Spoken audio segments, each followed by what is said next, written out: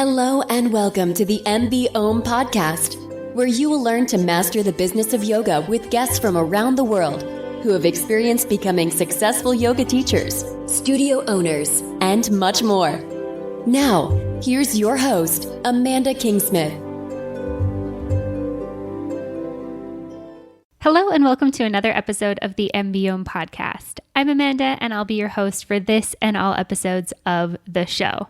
This week on the podcast, I am super excited to be joined by Hope Zvara. Hope is a motivational speaker, a best-selling author, a yoga instructor, the CEO of a company called Mother Trucker Yoga, a yoga studio owner, a yoga teacher, and so much more. And on this episode of the podcast, Hope and I go deep on a ton of different stuff. We talk about how yoga really pulled her out of a dark place personally. We talk about how she started teaching yoga, what inspired her to open a yoga studio. We talk about knowing your value and the money side of things. We talk about business lessons that she's learned as a yoga studio owner. And we also talk about how Hope has been able to create a successful yoga business online and tips for you to be able to do that as well. So I'm super excited to share this interview with Hope. But before we do that, just a quick word from our sponsors. This episode is brought to you by Offering Tree. When you're a yoga teacher and you're trying to build your digital presence, it can be daunting. First, you might need a website. There are a lot of great tools for building websites like WordPress, Wix, and Squarespace. Then you need a way to email your students. Again, there are tools for that like MailChimp, Constant Contact, and many more. But that's another account to pay for and another password to remember. Then you need a way to schedule and register your students. Again, there are tools for that, but it's another account to create and pay for and another password to remember. Oh wait, how do I integrate my scheduling tool with my website? There is just so much stuff to think about when it comes to running your actual yoga business. So instead of putting all of this stuff off for another day because it's too daunting and too confusing, let me tell you about a better way. Offering Tree set out to make creating your digital presence fun, easy, and affordable. With one account, you can create a website in minutes that has your schedule built right in. They also have email marketing tools to collect email addresses, send newsletters, and automated emails to your subscribers. It all works seamlessly together with one account and one subscription. For me, the best part is that you can do this super affordably. And honestly, you can set up your account in just a couple of minutes. Plus, you don't have to do all the stuff that we just talked about. If you're just looking for a place for people to go and find your schedule and be able to contact you, they offer that. To learn more about what Offering Tree can do for your digital presence, visit offeringtree.com/MBOM. Offering Tree has been supporting MBOM for close to a year now, and I not only love the product, but I also love the people. Offering Tree is providing special pricing for MBOM listeners, so be sure to visit offeringtree.com/MBOM to receive your discount. This episode of the podcast is also brought to you in part by Mind Body Online. You know the saying, people won't remember what you said, but they'll remember how you made them feel? That's true, both in our personal lives and in our business lives. MindBody is a company that knows every customer interaction is a chance for your business to shine and for you to help your customers thrive. With that simple truth in mind, MindBody has spent nearly 20 years sweating the details of what it looks like to design and run an extraordinary fitness or wellness business. From offering simple and seamless booking to being able to greet a new customer by name to the email that lands in their inbox with a great offer, they obsess over finding ways to allow you to craft a thoughtful, meaningful experience for your customers because they know it's the experience that makes the difference for you and your customers. Find out more at mindbodyonline.com/pod. As always, thank you so much to the sponsors who support the show, and thank you to you guys who go and check them out. I only ever work with brands that I've personally used and personally believe in, and it's products that I really love for all types of yoga businesses. So head on over to offeringtree.com/MBOM or mindbodyonline.com/pod to check out these two great options. All right, now on to the podcast episode. Here is Hope. Hope, welcome to the podcast today. I'm super excited to have you here with me. Thank you so much. I am too. Yeah, I'm stoked for everything that we're going to chat about today, but I want to back up a little bit. Can you start by telling me your yoga story and how you first got into yoga? Absolutely. I would love to. I always tell people yoga found me. I didn't find yoga. At the time, I was late teenager, 18, 17, 18, and I was knee deep in an eating disorder. I struggled with anxiety and depression for as long as I could remember. And I was just kind of spiraling, struggling, trying to get well. So if anybody out there has ever struggled with addiction, you know what the struggle is I'm talking about, the desire to be well, but shame. So you're acting like you're fine, but really inside it's a slow death. And a coworker looked at me one day and was like, "You look like someone that would practice yoga." And full disclosure, at that moment, I don't even think I really knew what yoga was. But something inside of me just triggered. And I went home and I told my mom, and I was like, "I think I want to practice yoga. I think I want to take a yoga class." And we had found just a local yoga class at a local gym and drove 20 minutes. I live out in the country, so nothing is like right there. And I was hooked.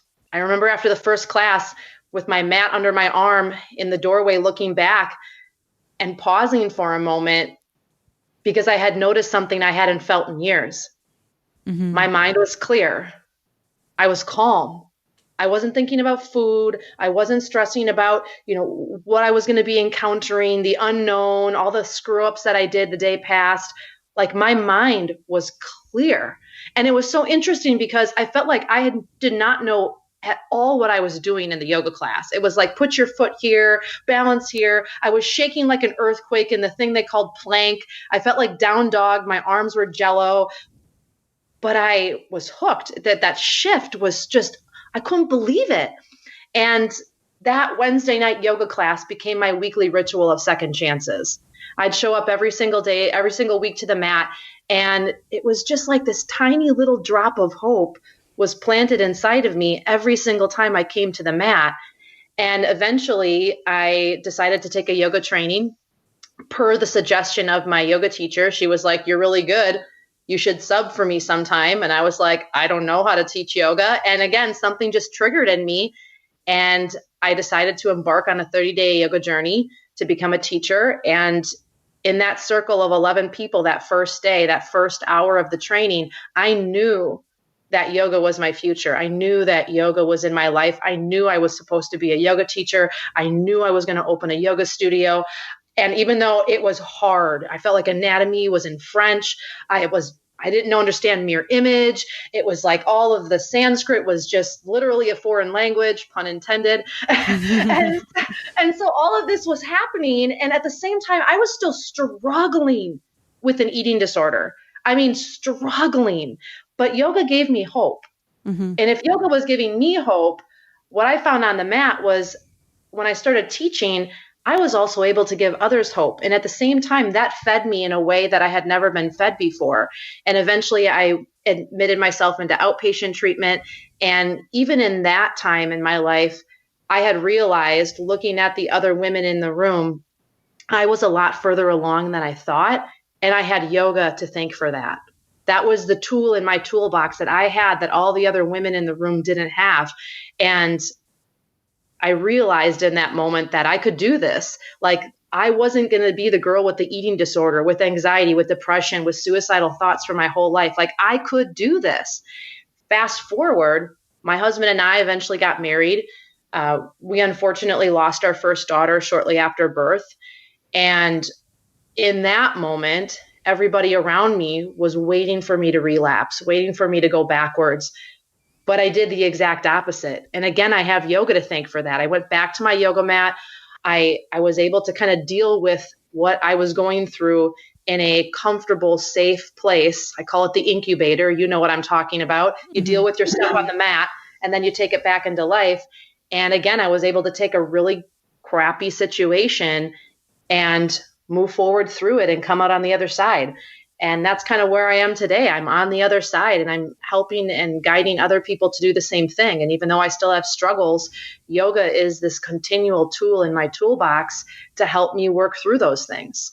Wow, that's amazing. Thank you for sharing that. And it's incredible to hear that yoga has been this key piece in you being able to, heal yourself personally. It's very, very incredible.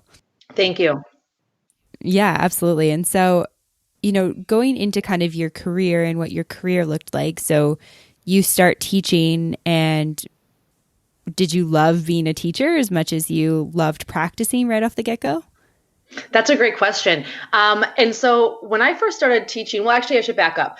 After I took my teacher training, I felt like I got hit by a bus because I was like, whoa, this is a lot of information. This is a lot. And when I came back, I went to Colorado. I live in Wisconsin. I went to Colorado for a 30-day training. I came back and I was like, I need to digest this for a while. And so that was in May. It wasn't until September that I decided to teach. And when I first stepped on the mat to teach, it was just like a shift inside of me. Like I was born to do this. And I'm not saying like, oh, I was so perfect and the words just flowed and I knew everything. Like that's not what I'm saying. What I'm saying is that I found this instant connection and bond for myself that I was finally good at something. And I really felt like it deep in my soul. Not good at something like, wow, I get A's on a test, but like I really found my place in life. Mm-hmm. And becoming a yoga teacher was this kind of epic journey of a dance, so to speak, of me healing myself, me helping myself get through recovery. And at the same time, what I found was my students were craving my journey, sometimes even more than I was. They didn't just come for the yoga poses and to sweat and to feel like their legs were jello. Like they also were struggling and going through the same things I was. So the more I shared myself and my journey, the more my students were like thirsty for it. They would always say, I come for the physical in the beginning, but I stayed for the mental and the emotional. It was like their therapy. So yoga was this evolution for both me and my students. And I was hooked. I mean, it was an evolving. Mm-hmm. Yeah, that's amazing. I've definitely experienced that as well. And it's pretty incredible to feel that feeling. And so you started by teaching public classes, and then where did you go from there with your career? Yeah, so I decided when I first started teaching, I had put my college admissions on hold. I had gone to college for a year, and then I took a teacher training, and then I decided to not go back. And it was in that time I was like, I'm going to become a full-time yoga teacher. I just felt like that was the right next step for me professionally and personally. And so I started teaching anywhere I could. Yoga studios in my my local area. I taught at pretty much every single rec center in the towns of like a 25 to 30 mile radius. I would drive to one town at 5 a.m. to have a private class. I'd sleep in the yoga studio until 8 because I had a class. Oh my gosh. And I drive all the way back to my hometown because then I was still a lifeguard at the time. I'd lifeguard for 3 hours. Stick around in the building because then I had a class at 5 o'clock and 7 o'clock in the evening. And then I'd go home and I'd do the same thing all over again. So I was kind of just like planting these seeds everywhere. And at the time I knew I wanted to be my own boss, but I had not yet had the clear vision of when and how owning my own business would look, because technically I kind of was, because I was teaching for myself, but teaching for other people. And I was doing this for a couple of years, kind of going everywhere. I literally had a bin of props in my back of my car. I taught a yoga with weights class at one time, and I would literally lug 1 to 3 pound hand weights in and out of the trunk of my Hyundai Elantra, and down a set of stairs underneath the police station, and then back up again. Here's this 110-pound girl lugging these huge bins around, because I wanted my students to have the best experience possible. So I would bring all the props, I'd bring yoga mats, I'd do all this stuff. And then finally, I kind of got sick of it. And one of my primary employers wasn't willing to pay me my worth. I had yoga classes that were on wait lists, and my classes were maxed out, and I asked for a raise and they wouldn't give it to me. And I went home that night to who's now my husband, and I was like, I'm done. Mm-hmm. I'm done. They don't respect me. They don't appreciate what I'm offering and what I'm doing there. And so my husband and I drove around that night in our local town looking for spaces for rent. And we found a space. And I was just like, let's do this. And Brian, my husband, looks at me and he goes, okay, let's do it. And 2 months later, I had a yoga studio, and I did the math. So I don't have a business degree, like none of that background, like I'm a green thumb. And so I did the math. Okay, if I had a punch card at this price and I have this many students I know would follow me. Can I pay my bills? So that was like my bottom line goal. As long as I can pay my bills, I'm going to do this. And I was able to do that. And so that was kind of the threshold or the doorway into owning a yoga studio. And looking back, oh my gosh, like for someone that is like lived with anxiety and a lot of fear, I can't believe I did that. Yeah. I mean, that's incredible that you did that. Something that kind of strikes me from that is like, you know, not being treated well in the yoga industry. And unfortunately, I feel like there's still, you know, I feel like I don't hear about it like a ton, but I think it is still happening. And I think that it takes a lot of courage to be able to like recognize that you're worth more than what somebody's treating you. Can you talk a little bit about like what it was like making that decision and like recognizing that like, okay, no, like I'm worth more, like I need to make a change? Because I think that there's a lot of people out there who are struggling with that exact same thing. Absolutely. For someone that did not have a whole lot of confidence, or better yet, self-confidence in myself, I grew up in a family that was not something that was mimicked or encouraged through parental choices. And so I didn't have a whole lot of self-confidence, but I knew I was good at teaching. And I knew that I was helping my students because they were coming back and they were sharing about my classes with their friends, and people were driving 20 miles to come to my classes. So I knew that what I was doing was helping people. And most importantly, I knew it was helping myself. And when I had asked for a raise, please know, okay, so 17 years ago, I was making like $15.85 per class at this rec center that I was teaching at. My classes were maxed out. I taught multiple classes a week, and I was just asking for a couple bucks more, and they refused. And I was shocked. So like many of you out there listening to this, you're maybe thinking the same thing. Like, I'm making you money. I'm making you business. Like, I've done the math on what you're making on these classes. You're making a killing. What's another $10? And I just really felt that I really wasn't of value to them. That all of the extra stuff I was doing, I was bringing handouts for my students. When they didn't have the props, I was going out and buying them. And it kind of dawned on me in that moment that they don't care about that stuff. And then it kind of dawned on me that I don't think they really even care about the people in these classes the way that I do. And that's not how I do business. That's not what yoga is to me. That's not why I was showing up every day. And for those of you out there that maybe are in that situation as a yoga teacher or maybe something else, I think there's that turning point where we have to ask ourselves, either I am going to step outside of this and say that what you're doing is not right. And sometimes the best way we can do that is go do something else. Or I'm going to stay here and just go, oh, well, I guess I'm just going to stay with the value that they put on me, that they put on my services, that they put on my life. And there must have been something in that moment where it's just like so deep in my soul, I knew that this was right. Like this was the breaking point, because I went home, again, someone that has a lot of anxiety or had a lot of anxiety. And I looked at now my husband, and I was like, I want to own my own yoga studio. And he didn't flinch. So I'm like the creative thinker. I'm the balloon and he's the rock. So for someone to look at me and say, yeah, let's do this. Like, I don't know, maybe he was like, had a few drinks that night, or like was having like a really great day at work or something. But I think there's those moments in life where we are exactly where we need to be. So I could have looked at that situation like, here again is someone in my life that's not valuing me. Here again is someone in my life that doesn't think I'm good enough.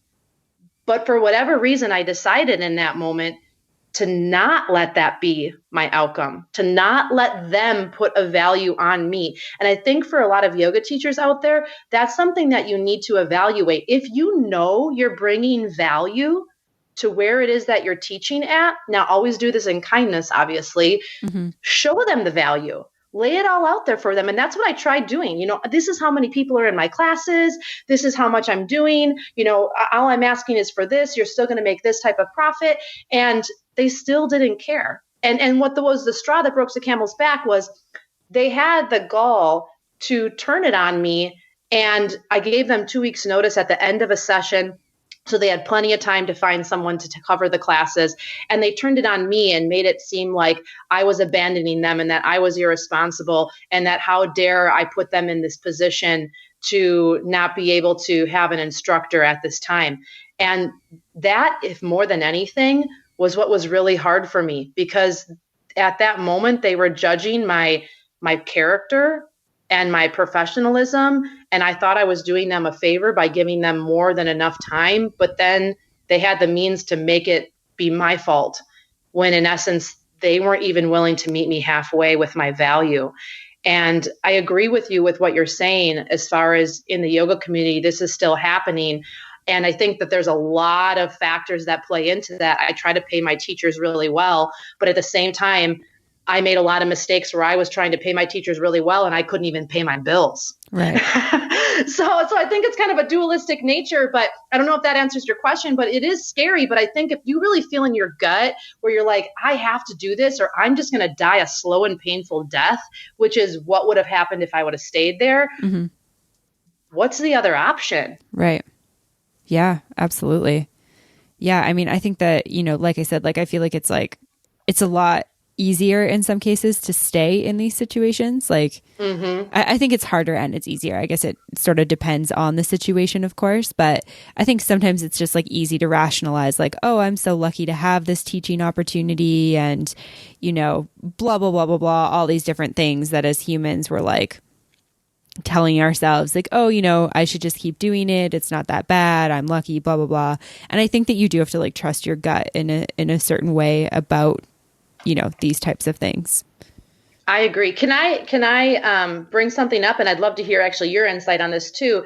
I think a big factor for that, and this is something that I've learned over owning a yoga studio the last 13 years, is the whole idea of free yoga. And I gave away so many free yoga classes. For years, I did the first class free and donated so many of my services, which I'm not saying I'm against that. And please don't misinterpret this for those of you listening. But what I've learned now after being in the yoga community for almost 20 years is that it's an exchange. Mm-hmm. And if I'm giving away my services, either as a yoga studio or as a teacher, and the people that are receiving those services in return are not giving me back anything, maybe it's monetary, maybe it's energetic, maybe it's support, whatever it is. But if the exchange is off, that relationship with yoga and that relationship with the people that are in that yoga network is going to be tipped, is going to be off. And I realized this about halfway through owning a yoga studio, where I didn't realize until I really looked at the numbers and I really looked at the overall view of my yoga studio, that the amount of free yoga I was giving out was not something that I was reaping something back in return. People were starting to abuse my generosity as a yoga studio owner and as a teacher, where it's like, oh, let's just bring all our friends here. We're never going to come back, but we just want to take a yoga class. Or, oh, I haven't been here for 10 years and I'm just going to use a different email address so that I can get my free yoga class again. Mm-hmm. And I'm not opposed to giving away free yoga, but I am definitely an advocate for keeping the exchange in balance and keeping the value and the worth of what we do as yoga teachers, or anybody in that matter. I don't care what kind of a professional you are. There has to be a balance in the exchange. And I think the yoga community as a whole, we've kind of, I don't know if we've really done a service, saying that, yoga should always be for free. I mean, do you go to a photographer and say, hey, can I get a set of photos done? But, if I don't really like them, I want my money back. Or go try a new restaurant and say, I want to try your special, but, I guess I don't like the spices as much as I thought I would. Can I have a refund? Can I have it for free instead? So why is it that we're doing that in the yoga community? It's not always about money, but it's about valuing the other person's worth.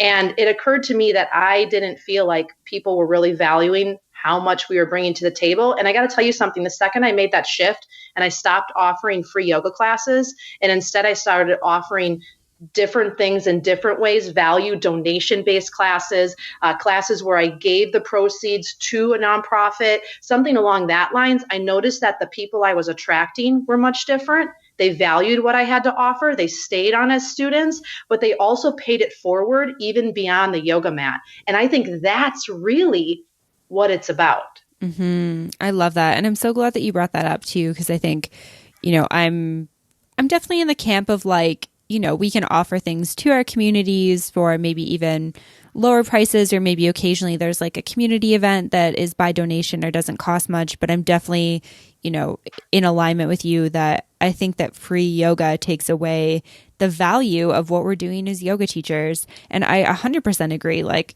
I'm going to go get my hair cut tomorrow, and I'm like, it's a friend who's cutting my hair. Of course I'm paying her. I'm going to pay her the exact same thing that you would pay her if you went in. Like, she's a trained hairdresser and she's giving a service to me. Of course I'm going to give her something in return. And yeah, I've thought a lot about this and like what the solution is to it. And I think it's tough because there is this sort of like, oh, well, if you love it, you should be willing to do it for free. Like, it shouldn't feel like work. But, it also needs to have that exchange, that energetic exchange. Yoga has always had that for as long as yoga has been a thing. It's just like our currency in 2019 is in general monetary. So it's something we have to consider. I agree. And this is a really sensitive subject. And so I was like, oh, do I bring it up? Do I not? But no, I I'm glad you do. Yeah, for sure. It needs to be talked about because I know so many yoga teachers out there are struggling. I mean, they can barely pay their bills, and coming to a class and being devalued, especially for the teachers that have put a lot of time and energy into making sure that they're educated in the best way possible for your safety, physically, emotionally, and spiritually. I mean, I don't feel like they're getting the credit and the value that they need. And I started to becoming bitter as a person, as a yoga instructor, as someone that practices yoga, as a business owner. And I didn't like that. And when I stepped back and looked at what was causing that, it was the scale. It was unbalanced. I was giving, and I wasn't getting back in return what I felt like I should be for what I was giving out. And the second that I took that back, I took that power back and I said, hey, this is unbalanced. Sure, I got some flack in the beginning, but it was all about providing value and receiving value back in exchange. And this is what's happened. I started attracting the people that wanted to pay for that value. It's great to give yoga to people, but do you really want someone coming to your class and complaining about everything all the time? And constantly shortchanging you, constantly asking for what's on sale, constantly saying, oh, when is your next promotion? I mean, there's nothing more degrading than saying, when is your next sale? Oh, I'll come back in 3 months. I mean, it's like, well, I guess you really don't want yoga. Because here's something that I've learned. I've been in business for a long time. And one thing I've learned is you will always find the money if the value is there. Mm-hmm. If you really want something, I mean, you will find the money. Look at how many people are on welfare and have cell phones and go on vacations and drive nice cars and do all sorts of nice things. They wear nice clothes. It's because they want that and they've done whatever it takes to get that. And I'm not trying to put that category or that demographic of people on the spotlight. But what I'm just saying, I'm just trying to show an example. We do that all the time. Totally. Oh, I can't afford that. But yet then I'm going to go buy really expensive, shoes. I thought you just said that you couldn't afford, hot lunch for your kid. Yeah. Well, now you can afford $500 shoes. Like, explain that to me. And it happens in the yoga world. And we don't want to talk about it because it's kind of taboo. It's like, oh, yoga is all about, heart and love and kindness and giving. But again, it's that exchange. And as yoga teachers, I want to encourage you, don't be afraid to ask for your value and worth, or you're a part of the problem too. Mm-hmm, absolutely. I completely agree with that. And something I worked a lot of my own personal relationship with money at the beginning of 2018. So like a year and a half ago, and the work is still happening, but something that I've actually eliminated from my own vocabulary is I can't afford it and I don't have the time. Mm-hmm. Those are my two things. I can't afford it and I don't have the time, because I see in my own, decision-making habits of like, if I want to do something or I want to go somewhere or I want something, I find the money to do it. So you saying I can't afford it is like, and I come from a place of privilege as well. So it's like, I acknowledge that, but saying I can't afford it is really not the truth. It's more like, oh, this isn't something that I'm prioritizing right now, or this isn't something that I want to pay for right now. And that totally changes the game with like how I'm interacting with my own finances and with my decision making. Absolutely. And what you've been exposed to, When we step into the yoga community, if what you've been exposed to is constantly donation classes, teachers giving away their classes for free, people working for very little, people telling you that, yoga should always be an offering, a seva, that kind of stuff. And it can be, and it is. And I donate in different ways, but I still have to be able to live. And I think that people don't acknowledge that. And so I totally get what you're saying. And imagine if we start shifting the language behind that. For me, I came from a family that was constantly devaluing everything. My parents had a horrible relationship with money. And so I was really uncomfortable when it came to financial exchange. And so I constantly would devalue my services and my products before people would even ask to purchase them, because I was so afraid that they were not going to value me the way that I valued myself. So I would try to make it easy for them, and I would just drop the scale a little bit. And when I realized that a few years ago, I was like, oh my gosh, this is a huge part of why I'm not getting where I want to go.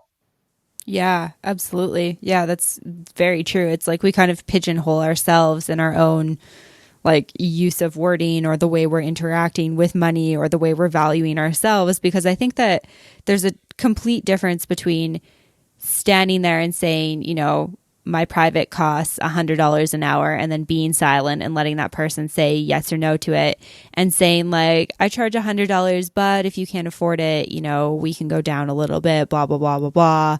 And then they're like, okay, well, I want something that's cheaper than that. And then you've devalued the entire service that you offer. Exactly. Yeah, exactly. I love that. You touched on a little earlier, you said something about paying teachers well, but then also striking that balance of making sure that you can keep the studio running and, obviously paying yourself as well. Can you talk a little bit about that? Because I think that that's something that kind of plays into this too. As teachers, sometimes we feel like we're not getting paid enough, but I think it's also, understanding the back end of what's happening with a yoga studio is also really important. Absolutely. So one of the things that, I've really felt very strongly about as a yoga studio owner is there was a time where I actually taught yoga teacher trainings. We were a state-approved vocational school in the state of Wisconsin. It's required if you're going to run a yoga school. And I know some people have very strong feelings about that, but I'll tell you what, it weeds out the people that aren't willing to do the work to actually provide a high-end service and follow parameters to make sure you're giving the best possible experience to people. And so I'm really thankful that I had to pay the money and I had to make sure I adhered to all the things, because that definitely helped me make sure I was meeting the bar and expectations for my teachers. But so I trained all my teachers. And one of the big things for me as a studio owner is I wanted to make sure that everyone was unique in their own way. Here's this garden, and the garden all came from the same person being planted, but yet we all have different flowers that are growing out of this soil. And so it was really important to me as a yoga studio owner that we were cohesive, but different at the same time. So it wasn't like you were going to this person's class and they were calling a pose this and telling you that. And then you went to this person's class and they were telling you it's totally something totally different. And so that was one factor. But when it came to payment, I wanted my teachers to love showing up for class. I wanted them to want to be there and know that I valued what they were offering. And I think for many yoga studio owners, they know the struggle of if you started off your yoga studio and you taught all the classes, which is what I did. I was teaching 18 classes a week and then slowly started introducing people into the studio. People love you. They're mad when it's not you. So it was this slow spoon feeding of I trust this person. Remember how she's practiced next to you for 5 years in the same class? She's good enough. She can do this. And so I started handing off classes that I knew were good, stable classes, abundant classes that they could step into and feel good about and have their worth and value and be getting that monetary means back in return. And so there's that exchange again. That they show up for me, I'm going to show up for them. And that being said, I did not pay my staff a baseline pay, no matter what, you get $20 to show up, because they were all independent contractors in the state of Wisconsin. You're allowed to work that way. We had a very clear contract, listing out how it is that we do business together. But I wanted them to also realize that if they want their classes to grow, they also have to tell their friends. They have to invite their mother-in-law. They have to tell their sister. They have to talk about it to their coworkers. And the teachers that did that, their classes grew. The teachers that didn't do that and just thought that it was my responsibility, well, guess what? Their classes didn't do so well. The people that weren't willing to listen to feedback and say, hey, I have a lot of experience doing this. Like, you might want to consider this, or what if you just tweak this a little bit? The people that weren't open to that, their classes didn't grow. And it's all about an exchange, a balance. And I'm really understanding that in life now. And it's not just as a yoga studio owner, but as a person. I'm providing value to my teachers. My teachers are providing value to my students. My students are giving me back value to help keep my doors open. And this is something that I constantly was in check with on a monthly basis. I looked at my teachers' numbers. What are their classes looking like? How many people have been coming? I would prep them for the kind of up and down slope of the seasons. June 1st came. Just remember, classes are going to drop. It's not you. It's not me. It's because we live in a vacation state. People are gone. Just be prepared for that.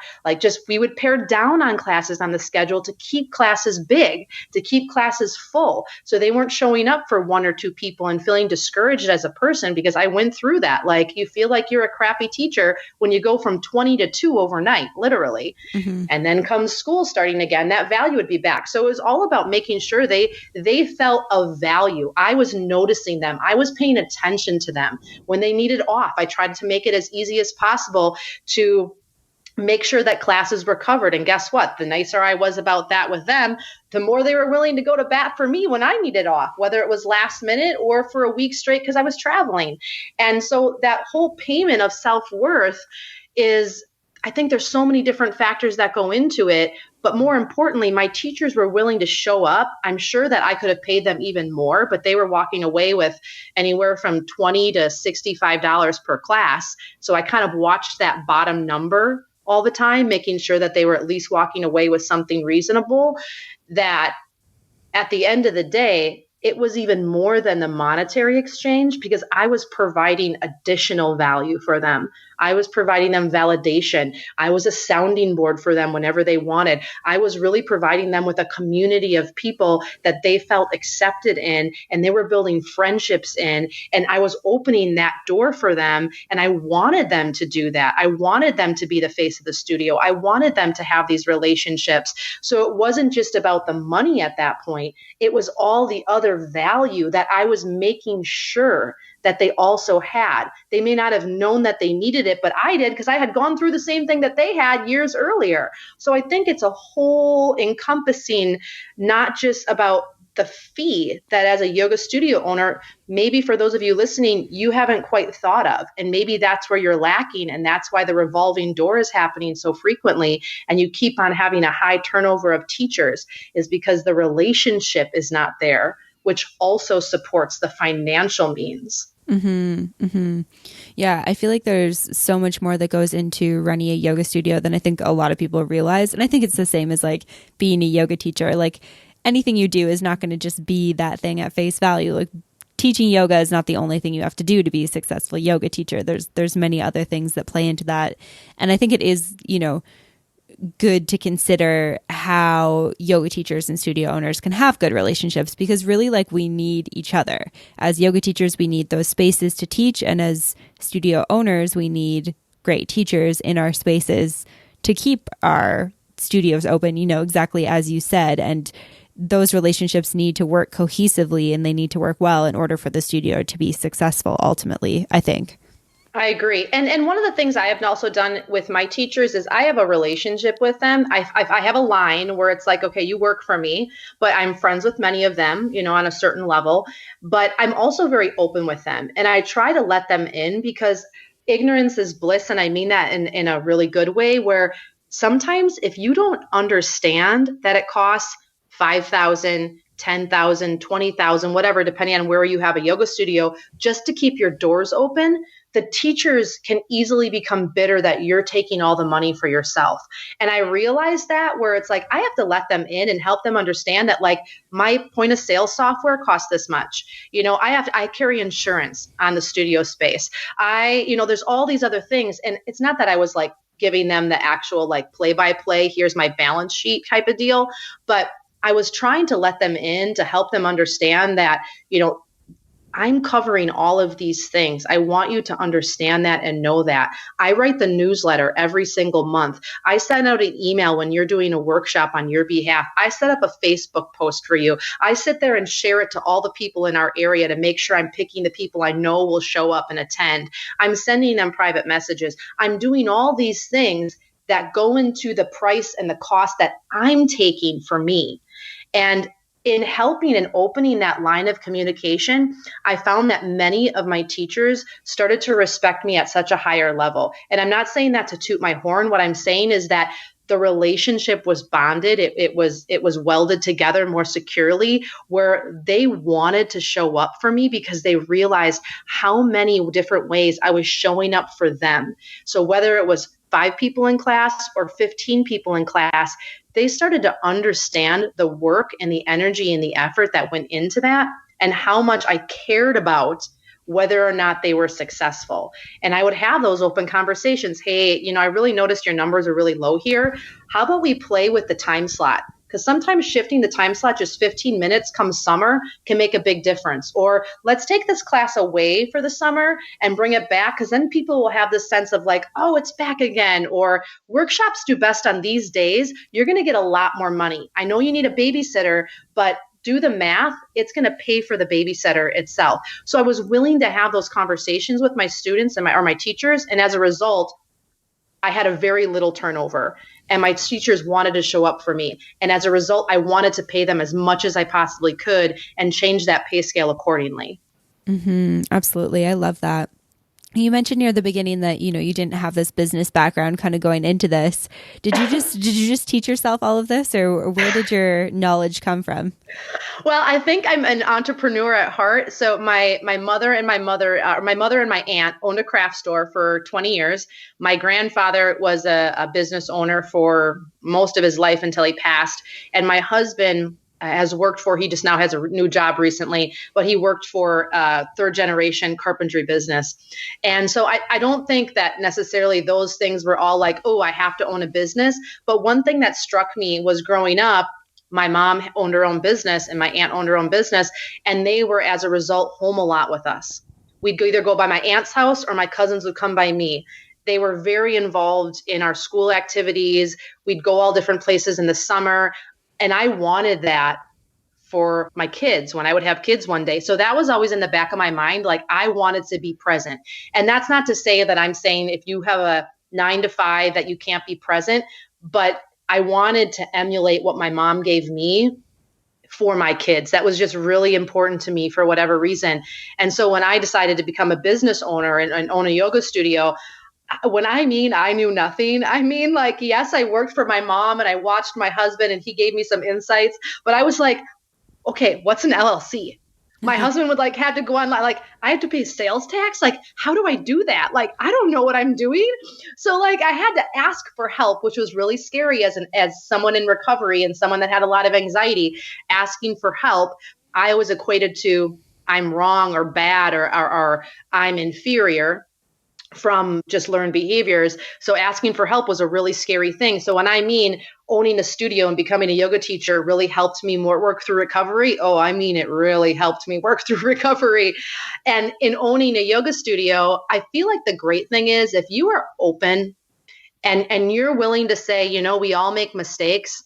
And when you make those mistakes or you come up against an obstacle, you're willing to go, okay, I made this mistake. How can I make it right? Or ask for help. You're going to be successful. And that's one thing that I learned. I had to ask for a lot of help. I had to be willing to figure it out. I had to be willing to be uncomfortable. And at the end of the day, I had to remind myself, how much do you want this? I remember many nights laying in bed going, Hope, how much do you want this? You will get through this. When my first year in business, you pay utilities, you pay your rent, and I didn't realize that I also had a gas bill that was separate then from my community utilities, my city utilities. And so all of a sudden a year had gone by and I get this letter in the mail from We Energies, which was our gas provider, saying I had this outstanding bill of like several $100s. And I was like, oh my gosh, am I going to be able to pay this? How do I do this? Because I didn't know that there were separate bills for separate utilities. I mean, that's how green I was. But I called them up and I was like, okay, I'm a new business owner. I really messed up here. Like, what can you do to help me? And they were like, okay, we're going to put you on a payment plan. How much can you afford every single month? So I did the math. I'm like, okay, I can afford this much a month. Okay, if you can pay more, let us know. Otherwise, we're just going to auto deduct from your checking account every single month until this bill is paid off in addition to your monthly bill. Is that okay? Like, problem solved. And then guess what? I never did that again. Wow. Yeah, that's a good learning for sure. So a lot of it was just like learning as you go, figuring it out, and then being able to like teach other people, like share your knowledge with others so that they know if they open a yoga studio that like, hey, the gas is separate. Exactly. Well, and as a business owner in any case, you also, again, like I said, you have to ask yourself how much you want it, because no matter how much we're trained, how much schooling we have, the best coach that we have, you're going to make mistakes. And it's about being resilient and it's about being honest. And there's been times where like I slept in on my alarm and I'm racing to class and I'm 10 minutes late and my students are waiting outside, at the door. And I'm like, I am so sorry. I am so sorry. They're like, it's okay, Hope. It's okay. We figured that we were going to wait another 5 minutes and then call you. Like, it's okay. And so just being willing to make mistakes and know that the sky is not going to fall and that everyone's not going to go, well, clearly she does not know how to run a business. Mm-hmm. I mean, when I started to do yoga teacher trainings, I had to submit this huge packet to the state, like dictating everything I'm going to do in my training, all the way down to the hour, how many minutes it's going to take, what is the derogative or what's the goal of what I'm teaching. And I'm typing this and it's like 1:00 in the morning at my studio and my Word document disappears. Oh my God. And I lose everything. And I'm like 6 months pregnant. I'm crying because I'm like, oh, I have to do this again. And I was mad and I was angry and I wanted to throw in the towel. And I just so clearly remember this. And I remember looking at my computer screen and going, Hope, how much do you want this? This is just something in the universe saying, how much do you want this, Hope? Are you willing to work through these challenges to get where you want to go? And so I started looking at these challenges, these mountains to climb, these hiccups as just checking experiences, just checking to see if you really want what you say you want, just checking to see if you're willing to go that far, just checking to see if you're willing to swallow your pride and do what needs to be done or speak up for yourself or whatever it is so that you can run a successful business. And I was willing to do that. And so as a result, I was able to cultivate a successful business. I love that. That's amazing. Yeah. I feel like that's a good mantra. Like, how much do you want this? Because I think anytime you're working for yourself, there's beautiful perks, like being able to have this conversation kind of midday on a Monday type thing. But then there's also, the things that people don't always see on social media or when they see you in person, like, doing work late at night, answering emails, doing cash outs at your studio, changing the toilet paper, whatever it is, like there's all those things that people don't see that happen behind the scenes that are much harder in a lot of ways than just like working a 9 to 5. I agree. And I think that's something too, for those of you listening, if you're a yoga teacher, to understand about your yoga studio owner is that there is so much that goes into running a yoga studio or any business for that matter that you don't see, that social media and Facebook don't let you into, that maybe even the yoga studio owner refuses to disclose because they just don't want to for whatever reason. There is so much other stuff that goes into it. And as a yoga teacher, I didn't realize that until I owned a yoga studio. So even though I was being devalued at the rec center that I was working at, I didn't fully realize how much went into it until I finally owned a yoga studio. And so that's one of the reasons why I try to let my teachers in on that, because I'm doing them a disservice if I don't let them in on that. And I'm doing myself a disservice because if they don't understand, at least on some level, they're going to start thinking the same way I thought. And at the same time, if they're asking for more money, if they need more money, and some of my teachers have come to me with that, and they're providing the value that my studio needs to thrive, I'm going to do everything in my power to raise their pay rate. If they're not, I'm going to be open with them and be like, hey, look, you still have 1 or 2 people in your classes. Like, can we have a one-to-one session? Can I reevaluate? Can I give you some feedback? And when they say no, I know that they're not the right teacher for me then, because they're not willing to grow. There's something else internally that, people are feeling. And so as a result, that's partly why their classes aren't thriving, or it's a bad time slot and they're not willing to change it, whatever it is. But as a studio owner, I want to encourage the people listening, let your staff in a little bit. You don't have to tell them all the numbers, but let them in and notice how the relationship between the two of you changes. I like that. I think having that transparency is really important because it also makes them feel like they've got more skin in the game and like they're more connected as well, which is really, really important for sure. Exactly. It's kind of almost like a parent-child relationship. I try to always explain to my kids why, if I say no to something or yes to something, or if they're like, why are you doing that way? I try to let them in. And as a result, they feel more connected to my mission as a mom, as a parent, as a person in this world. Absolutely. I love that. And so at what point did you decide that you wanted to take, part of your business online? About 5 years ago, just before I had my third son, Ivan, and I just kind of felt like I wanted to take my mission a little bit bigger. So if you remember back from the beginning of this episode, and I was saying, I went to my yoga teacher training and we sat in this circle and I just kind of knew I wanted to be a yoga teacher. It was in that moment that I heard a voice in my ear that said, Hope, you're going to do 10 things. And I had never heard these things before. I was like, what's going on? But I wrote them down on a yellow piece of paper. And I started crossing them off as I would do them. Own a yoga studio, start a teacher training, write blogs, write for a book. I wanted to be a best-selling author. I wanted to speak on a global stage. I wanted to impact millions. And I realized I can't impact millions only teaching at a local yoga studio. And as much as I was impacting, I had thousands of people come through my doors. I knew that I was meant to impact people on a global level, and I had the drive to do it, and I also had the skills to do it. So that's when I started to build an online teacher training for what I call core functional fitness, which is a blend of core integration and more of a functional aspect of yoga. And I started offering that online, and people started buying it. And I, for years, had people say, how can I practice with you? I live in New York, or I live in Chicago, and I'm here for the summer. We live on a kind of a summer lake area. How can I practice with you? And so finally I was like, okay, I'm going to start videoing my yoga classes, start videoing smaller bursts of classes, and put them in an online platform. And people started buying it. That's awesome. I just kind of slowly started to evolve this, and it was almost like test the market, see what happens. So before I started the online yoga studio, I had built up a YouTube channel, and it's not about how many subscribers you have, it's how many loyal subscribers you had. And so I started having a really big following of loyal subscribers, and big, I mean like enough network of people that kept asking for the same thing that I knew would buy from me. Because if you have a million followers, but nobody will buy from you, like those million people don't really do you any good.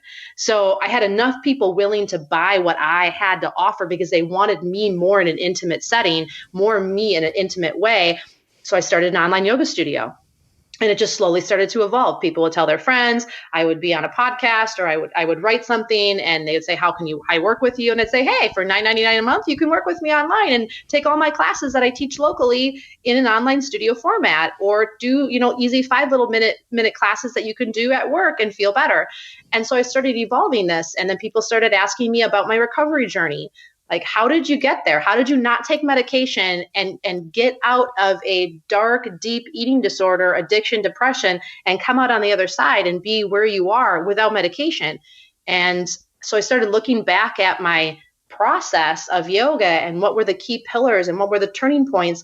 And there was kind of this line through them all, this running cohesiveness. And I started sharing that with people, and they're like, well, how do I get more of that? I'm like, well, I guess I could make an online class about that. So I started just slowly evolving this over time. And here's one mistake I see people make a lot. They just go, having an online class or an online studio seems like a good idea. So then they do it and no one buys it. And they go, oh, well, what's going on? I guess this is not for me. And they haven't built up the audience for it. And that's something that I had worked for 12 years prior, is building up an audience of loyal fans. And most people are missing that piece when they go online. They wonder why people aren't watching their Facebook lives. They wonder why people aren't watching their YouTube videos. They wonder why people aren't buying for them, because they haven't built up a tribe yet.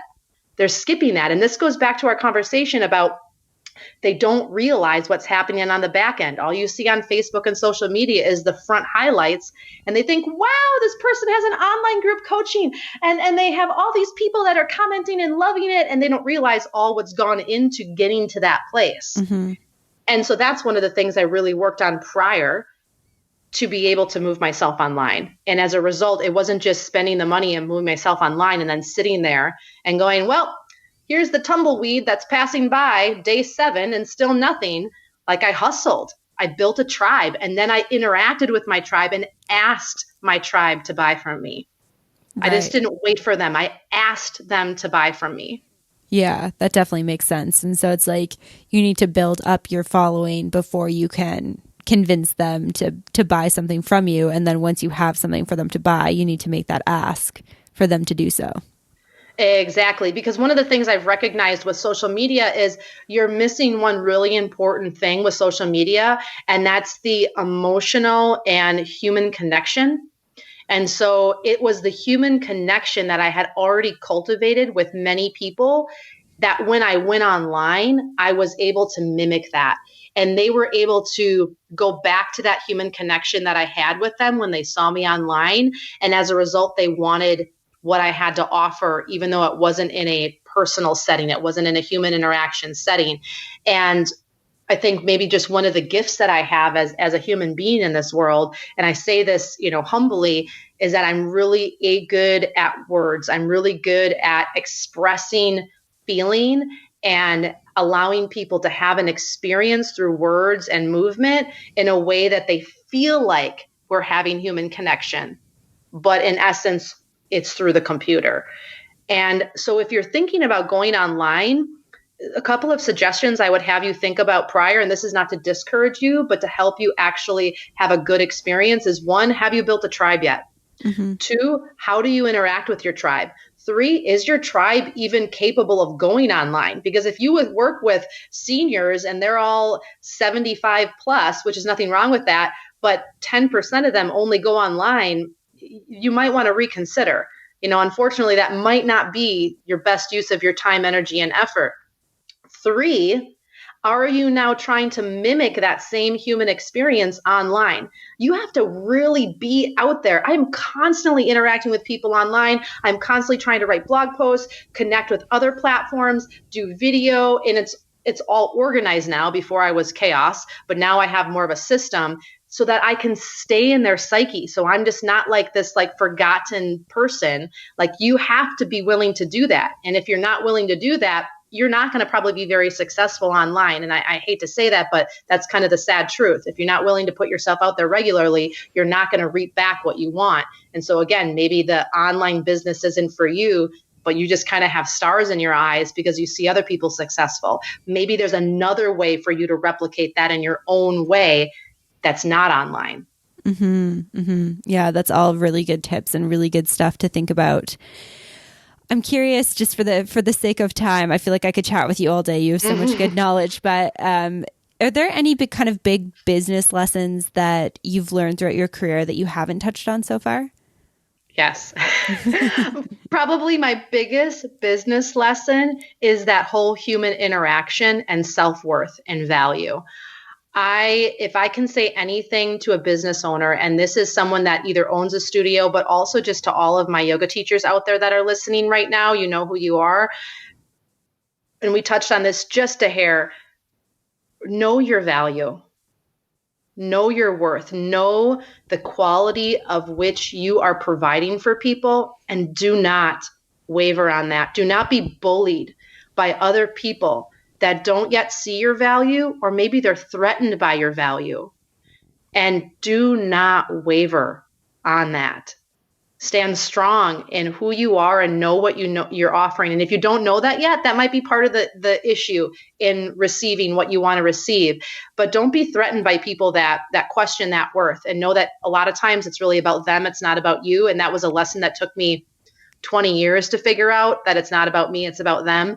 And so that would be one really big thing to let people in on. The second thing is, make sure that as you progress in your experience, if you're a teacher wanting to be a studio owner, just make sure you reflect and go, is it the fact that I really want to own a yoga studio? Or is it the fact that I want to impact more people? Or what is it? What is it that you really want? Because I'll be honest, owning a yoga studio is not for everybody. And part of what I've recognized I've lost or sacrificed in owning a yoga studio is a little bit of my own personal practice, because I was so busy trying to build up other people that I kind of lost myself in the process. So I would encourage yoga studio owners or teachers that want to become a yoga studio owner, ask for help. Mm-hmm. Make sure you really understand what the exchange is and what the cost is. And if you're not willing to give up that, then it might not be for you. Yeah, that's a good one. Yeah, I think that even as a yoga teacher, like if you're losing your personal practice and kind of losing yourself within your teaching, I think it's always good to step back and reevaluate, because it's really easy to just like get so wrapped up in what you're doing that you just don't even come up for a breath. And then you do, and it's like you're right back down again. So I think like taking those intentional moments to kind of assess how things are going is really important as any type of entrepreneur. I agree. And if your goal is to get ahead more and extend your reach, just speaking from experience, sometimes the best plan of action is not to teach a million classes.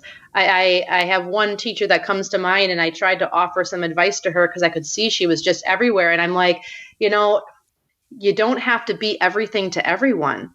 Why don't you just focus on building a quality? But you're going to have burnout. And then you're going to be nothing to nobody because you're going to be so burnt out and bitter. And I went through that. And that's why I was trying to share that information with them. But focus on quality, not necessarily quantity. Focus on building those relationships with people, loyal fans, loyal students that would follow you anywhere. And that's why I was able to own a yoga studio and open one up when I did, because I had built such a loyal base of followers and fans where they would verbally and physically tell me, Hope, I will follow you anywhere. And when you hear words like that from your students, you know you have created a bond. Mm-hmm. You know that you have created a fan base that will support you in anything that you do. And many of my students now, I've been teaching 17 years, they've moved away or whatever. But I had students from day one of teaching at that rec center to today still, because I built that relationship. It's not about how many classes you teach. It's not about how many places you can unroll your yoga mat. It's about building the relationships and showing them value. And in exchange, they show you value. That is what's going to support you as a yoga teacher in the long run.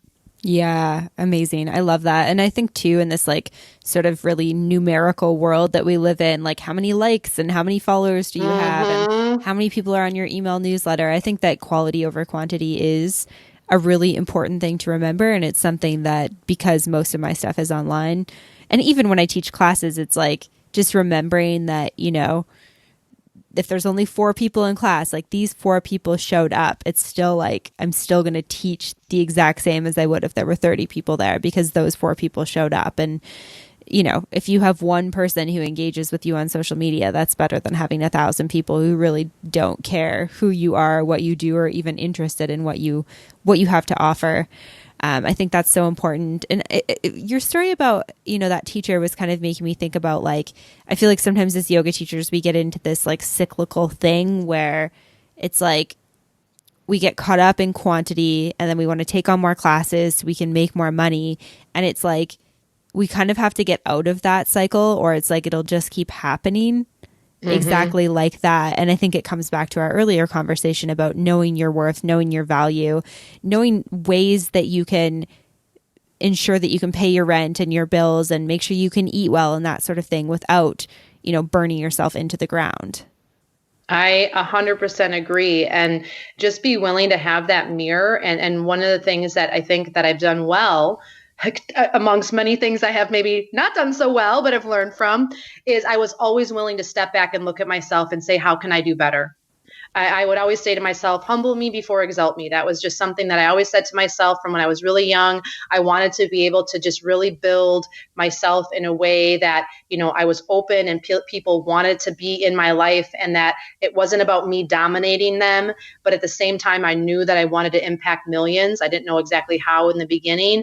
And I think if you approach that life and you approach owning a studio, or you approach being a yoga teacher in a way that, like you said, whether it's 4 people that show up or 40 people that show up, in the end, if the 40 people show up and they do nothing with you, they never engage in social media with you, they never buy from you aside from the yoga class, they're just 40 people in a yoga class. But what if those 4 people all ask for private classes? And then they refer their friends to your classes, and they interact with you on social media, and they buy the first course that you ever put out there. Don't you think those 4 people have a lot more value than the 40? Mm-hmm. Oh yeah, 100%. I'm definitely on board with that. And I think, never discrediting that somebody there could be somebody who becomes a forever client or a forever customer or a forever student. Like, you just don't know anything. So it's like, if one person shows up, like, teach your heart out to that one person. And, they might be that person that ends up wanting more, or that comes in a retreat with you the next year, or does your teacher training down the road. You just never know who that one person is. Exactly. And this one final thought with that, this also goes back to the conversation we had with the teacher and the owner in the studio owner relationship. If you, as the yoga teacher, value the yoga studio owner and you show them respect and you want to learn from them and you're open to feedback with them, they're, as a result, going to provide you more fruit. And if you, as the yoga studio owner, do the same back to the teacher, it's just this beautiful cycle of win-win, this beautiful relationship of feeding each other constantly. But if one of them is not willing to do that, you're not going to bear the fruit that you want. Mm-hmm. Absolutely. I love that. Amazing. Well, like I said, I could literally keep talking to you for I feel like at least a couple hours. I feel like we could definitely cover a lot of ground, but this has been amazing. You have so many great insights. If people want to learn more about you, maybe practice with you online, check you out in person, where can they go to find you? Absolutely. So the easiest way is to go to my website, hopezvara.com. And I have links to my podcast. I have links to my radio show. You can see my online studio. I'm launching a new group coaching program that will come out in the next month or two. Information on there. You can sign up for my blog, my newsletter, all of that. If you go to YouTube, Hope Zvara, Facebook, Hope Zvara, pretty much I try to make it as easy as possible to people. So just type in my name, Hope Zvara, any platform that you're on, and I'll pop up. Amazing. Thank you so much for chatting with me today, Hope. Oh, it's been a pleasure. And just remember, everybody out there, don't lose hope. Don't lose hope that no matter how much you're struggling, business or personal life, that just keep moving forward. And sometimes moving forward means that you stand still for a while, and that's okay too. Amazing. I love it. All right, guys, I hope that you enjoyed that episode of the podcast with Hope Zvara. I have got links to everything that she talked about, as well as notes from this episode over on the show notes at mbomyoga.com. And super, super exciting. But after this conversation, Hope and I were talking and I was like, man, I really could just keep talking to you. And she was like, well, do you want to do a part 2 on another topic? And I was like, yeah, I do. So Hope and I jumped on the phone once again and had another amazing conversation. So that will be out next week in a part 2 of this episode. So if you enjoyed this conversation with Hope and you're already excited for more, you will definitely enjoy the part 2, where we are diving into a little bit more about teacher trainings, which is one of her other offerings. As always, you can find me on Facebook and Instagram at Mastering the Business of Yoga, and you can join the private Facebook community at Yoga Business Badasses. All right, guys, thank you so much for listening, and I will see you next week. Namaste.